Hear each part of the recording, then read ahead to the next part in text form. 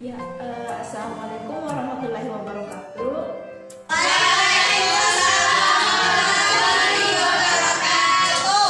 Bagaimana kabar adik-adik pada hari ini? Ya, alhamdulillah. Baik, sebelum kita mulai pelajaran pada hari ini, alangkah baiknya kita berdoa terlebih dahulu menurut keyakinan kita dan kepercayaan kita agar dimudahkan di dalam menerima pelajaran dan berkah pada proses pembelajaran. Berdoa dimulai. Berdoa selesai. Ya, pada hari ini insya Allah kakak akan membawakan sebuah materi yang berjudul materi. Nah, sebelum kita lebih jauh, apakah ada dari adik-adik sekalian yang tahu apa sih itu materi? Ayo, diangkat tangannya. Saya Kak. Baik, terima kasih atas kesempatan Kak. Jadi materi itu adalah sesuatu yang memiliki massa dan menempati ruang. Nah, zat atau materi itu berdasarkan wujudnya dibagi menjadi 3, yaitu zat padat, zat cair, dan zat gas. Baik, terima kasih. Wah, jawabannya bagus sekali ya. Ya, betul, Mas. Betul. Materi merupakan segala sesuatu yang dapat menempati ruang dan memiliki massa. Oke, pada pertemuan kita kali ini, kakak akan membagi kelompok kecil untuk mengeksplorasi pemikiran kalian dan menelaah bagaimana sih itu materi dan bagaimana penggolongannya. Baik, untuk kelas ini saya akan membagi 2 kelompok, yaitu kelompok A membahas tentang zat dan untuk kelompok B membahas tentang campuran. Baik, sampai di sini ada yang mau ditanyakan? Ada yang mau ditanyakan terkait tugas diskusinya? Tidak ada Kak. Oke, baik. Jadi kakak akan memberikan waktu selama 15 menit untuk mengerjakan tugas diskusinya, kemudian akan dipaparkan di depan kelas dari perwakilan masing-masing kelompok. Jadi sudah paham ya semua tugasnya? Iya Kak. Oke, kalau begitu silahkan dikerjakan. Baik, kelompok A bagaimana? Sudah sampai mana diskusinya? Diskusi kami itu sudah di pengertian materi dan jenis-jenis zat Kak. Oke, baik, silahkan dilanjutkan. Bagaimana untuk kelompok B? Sampai mana diskusinya? Aman Kak. Baik, karena sesi diskusi waktunya sudah habis, saatnya untuk masing-masing perwakilan kelompok memaparkan hasil diskusinya di depan kelas. Baik, untuk kelompok A silahkan. Terima kasih atas kesempatannya.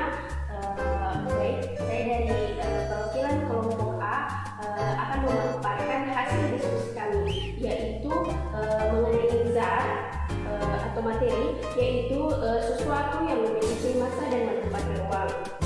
Nah, berdasarkan wujudnya, zat ini dibagi menjadi 3, yaitu zat padat, zat cair, dan zat gas. Di sini zat dibagi lagi menjadi 2, yaitu ada unsur dan senyawa. Nah, unsur itu adalah zat tunggal yang tidak bisa diuraikan menjadi zat lain. Contohnya yaitu hidrogen dan barium serta oksigen. Lalu senyawa adalah materi yang masih dapat diuraikan menjadi zat lain yang lebih sederhana. Misalnya yaitu H2O atau air.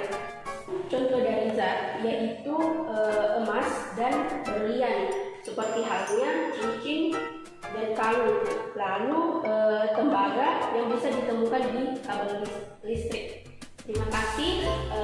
Demikianlah pemaparan hasil diskusi dari kelompok A. Wassalamualaikum warahmatullahi wabarakatuh. Hasil diskusi dari kelompok A bagus sekali ya. Bagaimana dengan kelompok B? Silahkan dipaparkan materinya. Baik, terima kasih atas kesempatannya.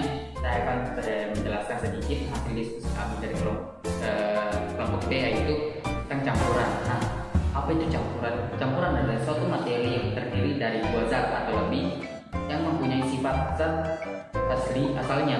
Nah, bisa dicontohkan yaitu air sungai, batuan, udara, tanduran logam, susu, coklat, teh manis, kopi, dan lain-lainnya.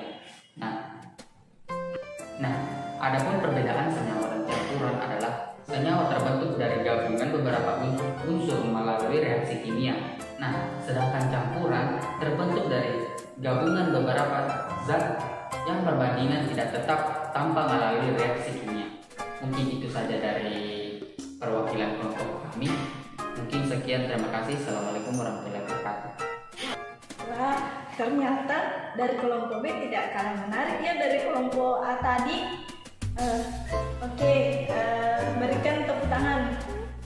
Ya, alhamdulillah kita sudah selesai diskusi, yaitu diskusi kelompok A dengan kelompok B.